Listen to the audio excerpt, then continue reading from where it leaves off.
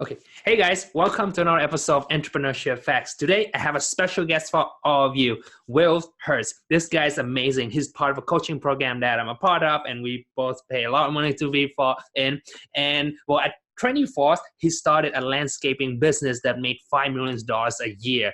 That's crazy. And right now he's a gym owner, very successful. He do consulting. Today I get him on our channel today to pick his brain and share some knowledge with all of you. Hopefully you find something useful. Okay, well, why don't you tell my audience a bit about yourself? Yeah. So my name's Will. I was born in Detroit, Michigan, 36 years ago. And when I was 21, I moved west with nothing. I had really nothing. I moved west with I had an 87 Mustang, 5 different color panels, it's like I threw my stuff in the back seat of that car and I drove across the country. I ended up in Arizona, and I got a job selling cars as my first business, which is a very entrepreneurial type of business to be in because the dealership I worked for is very reputable. And you also had to be very, very good at sales and not in a sleazy way. Like the dealership I worked for was very, very well known, and you couldn't take advantage of people. So we learned how to sell and market ourselves as employees of this business in a way that built a book of business that was very entrepreneurial. And from there, a couple years later, when the recession hit in 2007, 2008, I thought it would be a good time to go into business for myself as an entrepreneur. And I did that. I started my first business, and it was a landscape business in Arizona. We actually really niched down into a product called artificial grass, which is really, really popular here in the desert. Places like California, Arizona, Nevada, it's really, really common for people to not want to have to water their lawns because they're in the desert, So really, if you're talking about niches, we really niched down. We weren't just doing landscape. We're also doing a specific product in landscape. We grew to multi-state $5 million a year over multiple years. And then we started that business when we were really, really young and being super, super driven by sales and marketing and all these things, but not really being so good at operations and fulfillment. I kind of built a business on like a house of cards, if you will. You know what I mean? And I kind of knew that might happen, but when you're 20 something, you don't really always know, you're kind of blinded by the success, right? You haven't matured enough. So, I had to get out of that business after a while because the writing was on the wall, and it was either I make the logical choice to move on to something else or it's going to take me down with it. So I obviously made the proactive choice to move on to something else. And we wanted to do something small for a while, something kind of like me and my wife wanted to do something impactful. And in our journey of growing our landscape business, we moved to California and we found a certain type of fitness that we really, really, really enjoyed. And it had made a big impact on us and changed our lives and got us in great shape. And we decided we wanted to bring that to the world. So we decided to open a gym and back in 2010, 2011. And we opened that gym back then. It was much, much easier to grow that kind of business. You pretty much opened it up and put a sign out, people showed up. And we grew that gym. I had a partner and a buddy I grew up with, who I'm great friends with. And it wasn't enough money for both of us to live really, really well in California because, as you know, California is a very expensive place to live. So I said, hey, how about I just sell you my share of this business? I'm going to go back to Arizona where I originally landed and do it over there, okay? And so that way I don't have to share, and that way he can make good money with that business we built, and I could go and do my own thing. And so he did that. I asked him for what he had in his bank account, gave him a great deal on it, left, went back to Arizona, and opened a gym here. And we realized times had changed when we opened that second gym. 2014, 2015, the marketplace had changed, supply and demand had shifted, and we needed to bring back some of those things that made us great at business when I was in car sales and when I was also in my first business. We really got good at marketing with those really things. With the first gym, I didn't really have to do that. So we brought it back, and then that kind of brings us to where we are now. We became really successful with that gym, and then we said, okay, I've been asked a lot over the last few years, hey, can you consult for me? Can you help me with my gym? Because a lot of gym owners are not marketers or salespeople by nature. They like to serve people, like to help people. They want to change people's lives. And sometimes they have some mental blocks about sales and marketing and how to be better at that. They can sometimes feel like they're taking advantage of people by asking them to pay for their services. So a lot of gym owners get themselves in positions where they undervalue their services and they're underpaid and overworked, and they also just aren't good at the operational side of it as much as they think. They're good at helping people, but they're not good at delegating sometimes. They want to do it all themselves. So anyways, that brings us to where we are with Big Little Gyms, which is a company I started this last year. We've done multiple 6 figures growing that business, which is awesome. But really what I'm most excited about is the impact we made with those gym owners. Almost every gym that's come on with us has stayed on with us in our inner circle program.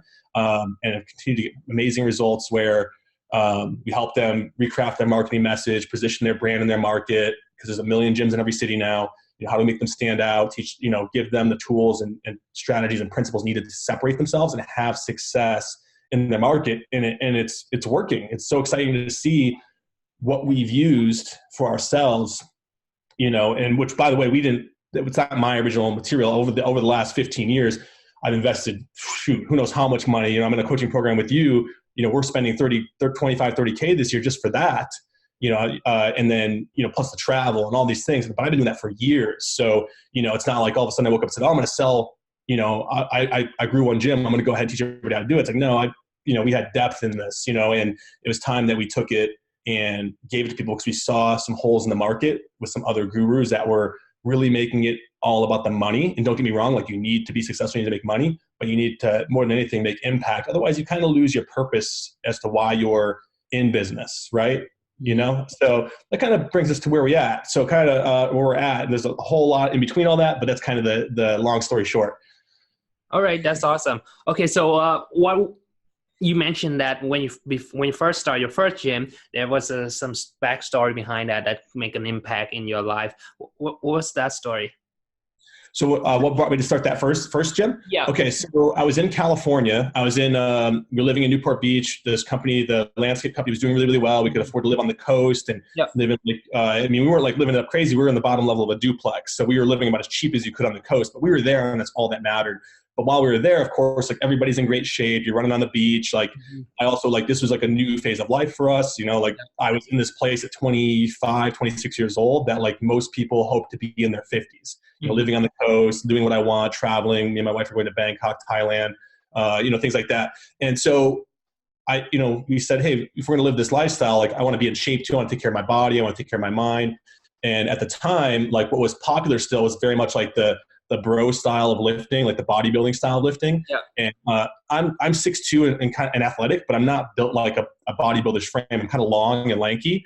And so for me, like, I always played sports and was pretty good at sports because of that, but I'm not the guy that has, like, the perfect physique. You know what I mean? Like, so for me, I like to, so I walked into a type of a fitness studio that specialized in a more functional type of fitness. Mm-hmm. And that really spoke to me. It was like, hey, we're not doing this to look good. Looking good is almost like a side effect of this style of training. And so I went really, really hard at it. Really, really enjoyed it. It was community based. So instead of, like, you standing in front of a mirror, like, very egotistically staring at yourself in the mirror, it's like there were no mirrors in this gym. And there's other people just giving you high fives and telling you how you're doing and getting feedback and feeling connected to something. Because that's something that we all need communities, right? Like, these younger generations, like, they don't really go to church like older generations used to. And church serves a purpose for your religion, maybe, and your spirituality, but also serves a purpose in getting that feel of community and sense of belonging that fulfills on an essential brain chemistry. There's actually a brain chemical called oxytocin that if you don't get a dose of it every now and then, you will fall into depression. And that's why people are, I think, dealing with a lot of things they're dealing with now. So for me, like, having that community really made a big difference, and it got me in the best shape of my life. It was funny, is like, even though I started that kind of fitness to not get, like, to necessarily look super fit, I ended up, like, looking super fit as a result, but I felt amazing. And I also had awesome people. I mean, all my friends I've made in California were all byproduct of that gym. So this was a huge life shift for me. So we wanted to, after a couple of years of doing that, we had moved to a different part of California. We're like, hey, we want to recreate what we had at that gym. So my buddy Eric wanted to move west. He was the one who kind of turned me on to this thing. He was in Michigan still, where I grew up, and I saw him getting in amazing shape. And I was like, Eric, what are you doing? And he's like, I'm doing this thing. And I'm like, oh, awesome, cool. So anyways, he sees I'm doing it. He's like, hey, I want to move west. I've always wanted to end up on the coast. He's kind of like a skateboarder guy, BMX guy, and kind of that. He's a guy that I always thought would fit in with the lifestyle there. So I was like, yeah, let's move out here. We'll open a gym as a side business, because for me, the gym wasn't, I already had my $5 million a year landscape company. We had a huge warehouse in like Fullerton, California, 15,000 square feet, right on the coast with a sign and everything, like right off the 5. Like, we were doing it. But we had extra warehouse space. It's like, hey, let's open a gym in the corner. We'll partition off some walls, and, like, people won't even know it's part of the warehouse. It'll just be a gym. And we did that, and that's kind of how we started that first gym. As Eric moved out, we had a lot of success. That gym did, I think, 250 people without very much effort, just on the back of the community. But again, also, it was a different time where, like, people were just like me, were out there looking for a type of fitness that was more community-based and more functional and more spoke to them and not necessarily that like ego-driven bodybuilding world. So, there wasn't enough of those gyms out there to serve that demand, but eventually that changed, right? But at the time, it was great. So that's how we ended up there. Okay. So what's your marketing secret in getting more members to join your gym? Yeah. So marketing secret, that's really, really good. So I do a lot of talking about this in my stuff is, the common thing people get stuck on, the common thing gym owners get stuck on, and not just gym owners, this is like rampant in all types of marketing, all types of people, anybody can benefit from this information. And that's that they do a lot of talking about themselves. They talk about why they are better than the competition. They talk about why they are best, right? Like, and there's a great book on this called the Blue Ocean Shift, Blue Ocean Strategy, which I'm sure because you're in the same program, you've probably heard about. And that's that, like when you're in a very crowded market, a red ocean, that's a good thing, right? It's a good thing that you're in this crowded market because that means it means there's a lot of money in that market. There's a lot of opportunity in that market, but not if you're at the bottom of the totem pole. Not if you're, and how oftentimes how you get there is you're saying the same thing everybody else is saying, right? You're not separating yourself from the competition in your marketing message. You're saying the same things everybody else is saying. You're saying, I'm better than them, and you start listing off like features and benefits, right? You start trying to sell them on the pieces of your business, the product and the people, right? You start trying to justify why you're better than. And this is actually the worst way to market your business. When you do this, you put yourself right in the middle of that red ocean. It's a feeding frenzy, right? What you have to do is you have to work to make your marketing message one of excitement and new opportunity, and one that stands out in your market as something that's not being done, but speaks to the people that are in the red ocean, right? So that's really, really, really important. I would say that's why I spend most of my time researching for my people that are in my program and for myself and my businesses is, okay, we're never going to say we're better than the competition because and everybody says that, right? Everybody says they're better than their competition. So it's like, I don't want to sound like everybody else. I've lived my whole life being the weird one, being the crazy one. And that's because when I look at everybody else and what they're saying, I don't do the same things. So it's important to kind of be a little rebellious with your marketing like that and do that. And then also another strategy is like giving value, kind of that jab, right hook kind of style of, don't always be pitching, you know what I mean? Build pressure through value, you know what I mean? Give tons of information, tell people how to do the thing, you know what I mean? Like tell people to do the thing. You don't have to give them your product for free, but just give them the principles, give them some of the strategy, you know what I mean? And then naturally, if you give enough of that out, they'll come to you to ask you for how to do it because people if they're smart, people will trade their money for the time, right? Like rather than go figure out themselves, they'll realize, oh, wow, why would I go and try to figure this out? When this guy clearly has it figured out, I'm just going to give him what he wants and, the money, my resources, and what I get is I'll get my money back quicker because I'll save time, right? So it's that with our gyms, it's that with our gym owners, it's that with my own business and marketing, and has been all along of like, don't speak to the pieces and all these little like things that you think make a difference and that you're really proud of. Speak to the results. Speak to the results you provide, and then speak about how you position yourself as new and exciting, right? Yep. And you're doing this one-on-one, or you're build a personal brand on the internet? How did you do it? With which you mean in regards to my consulting and coaching business? Yeah, like when you help your clients, like how do they find you? Do you reach out to them? They find you through word of mouth, or you build a personal brand on the internet and they find you online? Yeah, so right now, primarily, we run everything through a Facebook group. That's where most of everything goes. We really work hard to make people aware of that, but not too aware. You know what I mean? Like I don't want to position. So I'm in a place. I'm 36 years old, and I've been in business for myself about 15 years now, and I've been down the road of like trying to get everybody to sign up for my products. And I'm no longer interested in that. What I'm interested in working with people. I look at it as like a two-way street.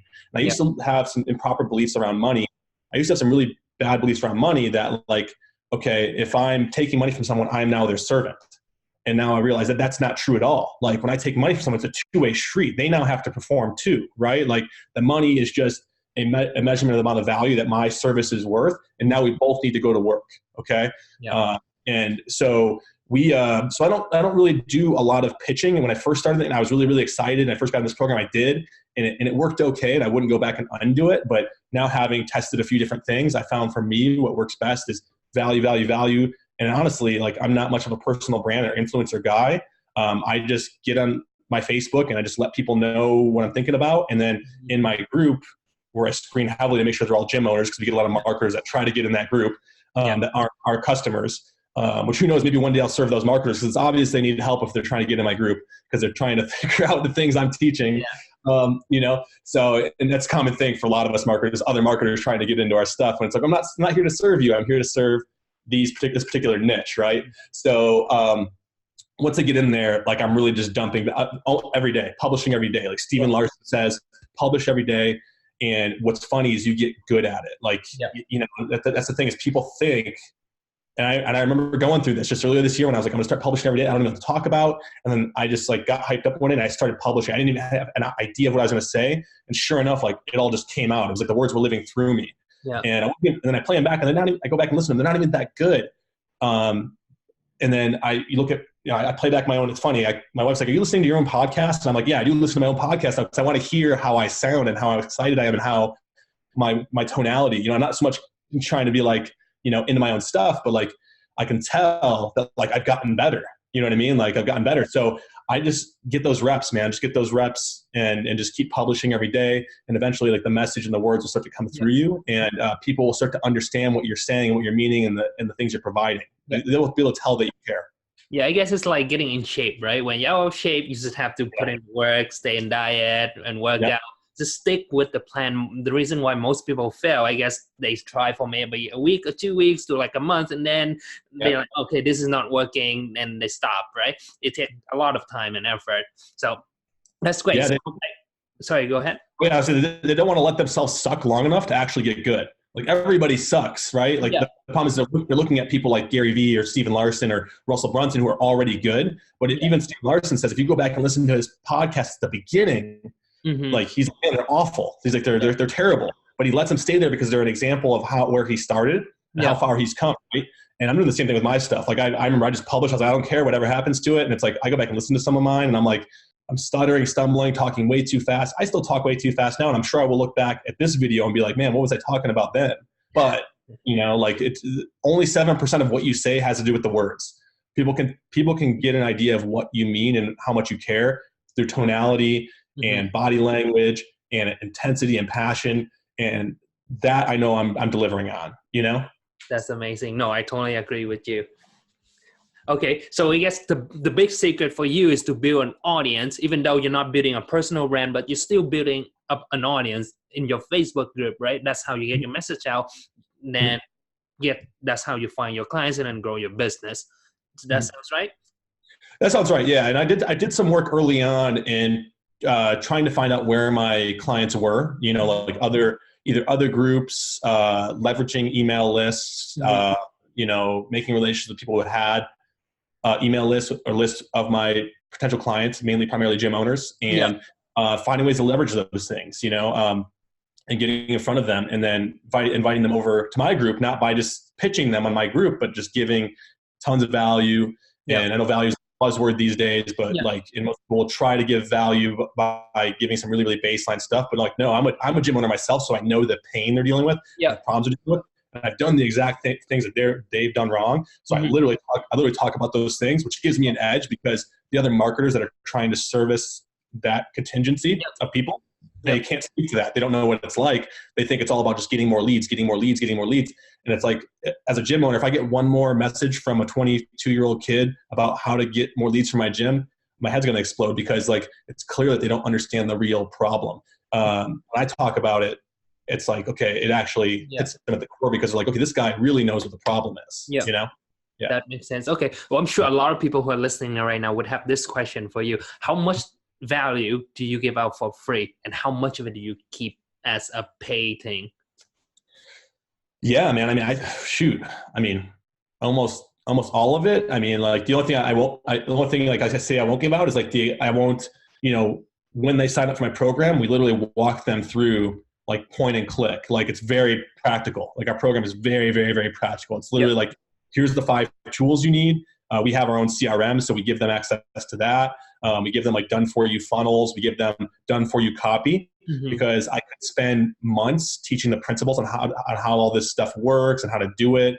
But a lot of these people, when they sign up, they want results pretty quick. And I found for myself, when I've invested in programs, the more practical they are, the faster I learn, because you learn by doing, right? You learn by getting those repetitions. You use the word reps earlier. I'm a fitness guy, so you hear me say reps, but I mean, you're getting experience actually doing the thing. So, once they get in, like, hey, here's legit, like, it's like A to Z, how to build it, exactly how to do the system that will position you right, get you results, get people to show up, and show you how to sell them and show you how to keep them for a long, long time. And it really works for like any kind of business, to be honest. I've had a couple of other business owners that are not gym owners convince me to sell it to them. And they've had success with it, which is awesome to see. Now, for anybody's listening, that's not something we really do. There are people that actually are in our program that me and you are in, that I have a relationship with, and I wanted to help them. It's not, I don't want to water down my niche by, bring a lot of other things in, but I do want to share. So yeah, anyways, I will give them the principles. I will give them pretty much, and I'll even tell them like how we do it. At the end of the day, they're still going to at the end of the day, they're going to get all that information. They're going to feel super excited about it. They're going to make some movements in the right direction, but they're eventually always going to hit a wall where they realize how much time that's taking to put together on their own. And they're going to say, hey, I really just, Will obviously gets it. He understands my problem, what I'm dealing with. I trust that if I just plug his system in, it'll save me the next couple of years of learning this stuff, and I can just learn by doing. And that's really the goal. You know what I mean? It's like, yeah. So that's what I would say to answer that question. I mean, pretty much all of it, 99% of it, the principles, the how-to. I'll even talk about some tools, and but I also try to keep it in a language that they understand, because it's easy. This is something I teach gym owners out of, and this is something that I think a lot of entrepreneurs need to teach themselves out of. Is we get talking in a language that is unique to our trade, right? Like a lot of gym owners will, especially that own the kinds of gyms that I work in, will be using words like AMRAP and Metcon and like these words, and they're saying that's like someone who just walked in the door, and I'm like, they don't know what that means. You know what I mean? Like you have to speak in their language. So, but naturally they're going to want to figure out what those things mean as they get more exposure to you, that's when they start to inquire. So, you just can't be like word dumping, word vomiting, these catchy keyword marketer phrases at people and expect them to know what that means. You know what I mean? Yeah. So you essentially pretty much give out almost everything on the what, and even the how as well, the big picture, the strategy, and then let them try to do it on their own. And then as they do it, probably face a wall, and that's when they need help with. That's when they reach out to you. That's pretty much is that the strategy? Sounds right? Oh, breaking up. You got it? Broke up a little bit there. Sorry. Okay.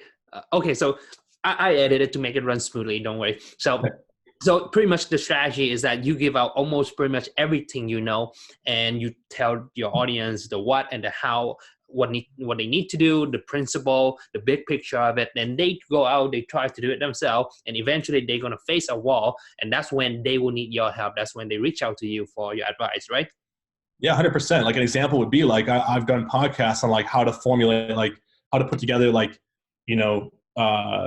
the perfect, I guess, marketing message. I've literally told them and I give them examples of what we've done, and they'll go out and they'll do those things, and some of them will have success. But as you know, like with so much of that stuff, even if you follow the principles perfectly, you still have to test the stuff. So they'll go out and they'll say, hey, I did what you said, but like it didn't work as well. So, I'm curious how other ways I could try it. And, I'm like, hey, how about instead of taking the next year and all that money to figure out what works, I'll just give you the stuff that we know works right now.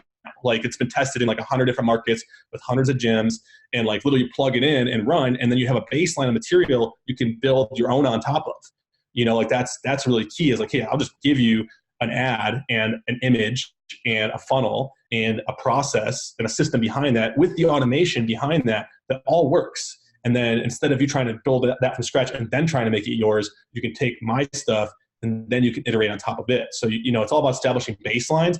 That's why, if there's one thing I could say to any entrepreneur listening, it's pros hire pros. If you want to be successful at this, and you want to be a good seller, you need to become a good buyer. I invest a lot of money buying other people's programs and courses to learn how to do these things. And so many of you guys out there listening, entrepreneurs are on, like you're trying to do the solopreneur thing, which I am like the definition of that. I'm like the lone wolf guy. I don't want to hire anybody. I don't want to pay anybody. I want to learn all on myself. I enjoy the journey, but like, don't worry, by paying someone else, like it's only going to help you get further down the journey. The journey never ends. You'll live this whole life trying to figure this thing out. And at the end, you will still have questions. So, just look for just try to get yourself closer to the bigger questions and start solving the bigger problems instead of trying to solve these little like tactical strategy, tool-based questions you're trying to do right now. You know what I mean? Mm-hmm. So I guess you're a big proponent of self-development, investing in your own knowledge. Oh, yeah. Yeah. So how important is that to an entrepreneur's success, an entrepreneur journey? What's your thought on that? Like how big of a role is that? And what about mindset? It's everything. It's everything. And it's like, mindset is such a buzzword that it's like, it's unfortunate because people hear mindset and they will just think like, oh, it's a word that goes around a lot. So they kind of like discredit the word and how important it is. Mm-hmm. But there's four levels of learning, right? Like at the lowest levels of learning, the lowest level of learning is tactical. Like, out there focusing on pointing and clicking on a funnel and where something should go and this, that, and the other thing. Like it's important, but like you're never going to get that good at that if you don't understand the principle, right? Yeah. Like the principle, behind psychology and why things need to be a certain way, right? And so you get stuck down here at tactical and strategy even as the next level up. And most people will never get above that. They will just stay down here trying to figure out tactics and strategies. And up here is principles and then values. And that's what you would call mindset. Those are the higher level things that drive everything. And honestly, when we have gym owners come into our program, like they come in thinking like, oh, I'm going to get all these tools and strategies. But the first videos they get in our training program and so much of our conversation is me breaking belief patterns. And I learned that myself going through the program that me and you are in this last year. I thought I had some things figured out. And I almost quit the program actually almost after 3 or 4 months because I wasn't getting the tactics and tools and strategies I thought I would get for where I'm at. It was a lot of like really brand new people in the program, and they were trying to bring the bottom up first to bring those people up. So there was a lot of talking about stuff that I had done over the last couple of years already. So I was really kind of like, okay, I thought I was getting more. And then I started to open up, and then also I started going to some of the events, and I started to pay attention a little bit more. Yeah. And I realized that like, okay, I was missing the point that like, okay, they're trying to break beliefs here first. They're trying to break my false belief patterns. And that's actually some of the stuff that has been the most profound over the last year is, Myron Golden, meeting him and getting to spend some time with him, and him talking about and reframing my beliefs around money and what it is and what it's backed by, which is really, really interesting, really, really deep kind of law of attraction level stuff, which has everything to do with providing levels of value to people that they can't get anywhere else, and just knowing and having faith that if you're doing, if you have your values established and you're teaching based on the principles that align with that the money will take care of itself. And I cannot tell you, I can't say anything else to be true. There's nothing else that could be truer than that. I mean, it's become clearly evident to me over this last year because like every move we made has not been about the money. Like, hey, let's just like, we price things accordingly. We know what it's worth. Let's price things so like we don't get people in here that don't fit it. But it has more to do with the values and the principles of what we're trying to teach than it does the money. You know what I mean? The money is just used as a tool. It's everything is that. And then it's almost like when you get your values established and you find the principles that align with that and you teach and give value based on that, the strategy and tools you need to be successful become really evident. It's almost like when the student is ready, the teacher will appear, know? And that's what has been really super evident to me over the last year personally in my own development. So I'm always digging deeper. I'm like reading stuff on Hermetic philosophy right now, which is like 10,000-year-old, like Egyptian, like philosophy. Like, I tell people about it and they're like, you're crazy. Like, I'm like, I know that. I like that you say that because that means I'm not doing the same thing as everybody else, but that's what I'm out there doing because I think that in all that stuff is rooted some real truths and principles and values that like, if you can find out and align with the money doesn't really become like you don't become a slave to it, if you will, right? It comes to you, it serves you, right? No, that's awesome. So what would you say would be the number one key to your success today? What's that one thing? If any entrepreneur would ask you that question, what would you say to them? Man, just saying yes. To be honest with you, I say yes a lot to things that people would say no to. You know what I mean? Like way too many people are far too logical in their decision making processes, Yep. and they're trying to sell themselves based on logic. And you cannot sell yourself based on logic. Logic is only there to justify your decisions. You have to make decisions emotionally to a degree, right? Like you have to make decisions with your gut sometimes when it comes to the bigger picture, and you have to trust that intuition, but it's hard to if you haven't really done that work on your values and principles. So for me, honestly, like, signing up earlier this year for the program that me and you are in, to make that level of commitment financially, I'd never done before. I'd spent thousands on training programs, but never tens of thousands. And I was sitting there and Garrett White was talking and I was like, yes, let's just do it. Let's go. You know what I mean? Let's go. I've never made an investment in myself that because I trust in my own values and and what's important to me, I've never made an investment in myself that I let myself down on. So I just went for it, and then, I thought that was big. And then I spent probably another equal amount over the rest of this year going to other programs and other things. And but also making sure that I take time to process and implement this information. Don't just, do it willy nilly, do it like that with the intent, do it with intent. Because after you get a huge download of information from something, a huge amount of value from a program like we're in, you have to have room to process. You almost need that white space for your brain to sort the files and figure out what to do with it. And then you need to go and implement and do the work. So yeah, 100% for me, it's been along the way is I very much am a maverick, very much am a rebel, have always been my whole life. Yeah. And it's just, if everybody goes one way, I oftentimes go the other. But never just but because I can see the patterns. You know what I mean? Like observing the patterns, and then when I see that pattern that I know is a route potentially to success or breaking out of what I'm stuck in, I say yes. I go for it, and I fly by the seat of my pants, and then I build it as I fly it. Like I've not started the business yet. Like this business I'm doing right now, Big Little Gyms, the consulting business. I kind of knew what I was going to build, but I didn't even really have it built. I didn't have it built when I sold it. I was like, let's just see if people will buy it. Like I know what I'm going to teach. I know, but I don't have it built. And then that first group we ran, we built it with them, and they knew that's what they were signing up for, and they were cool with it. Like they're like, yeah, we're excited to be a part of it, So it's just going, it's just doing, That's awesome. That's great. All right, we have reached our half an hour mark of my episode. Is there any last word you want to tell my audience, or if my audience want to find out more about you, where can they find you? Yeah. So, Big Little Gyms, my consulting and coaching business for gyms is what we serve. Our goal is to help gym owners find, gym owners are all a little weird, right? We're all a different kind of crowd, and we're all trying to find our own set of weirdos. And it's important that you're able to craft a marketing message and also have the operations and fulfillment tools to back it, and also know how to sell it, because you might be good at sales when 1 or 2 people are coming in per month, but it gets a lot harder when you start getting a volume of people in and they're not always warm traffic, they're cold. So you need to get good at those, not just because it makes you good at sales, but because also the best coaches are also the best persuaders. They know how to get people to do things they need them to do for their own reasons, for their own benefits, not because benefits me, but because it benefits them. So it's important that we make impressions and establish that marketing message, because it helps members know what to expect, people who are already customers. And it's also how you separate yourself from competitors and how you clarify what it is you offer, and how you are unique, and how you are a unique and exciting choice in your marketplace. Cool. That sounds good. Do you have Instagram? Because a lot of my audience are on Instagram. So if you do, what's your Instagram handle?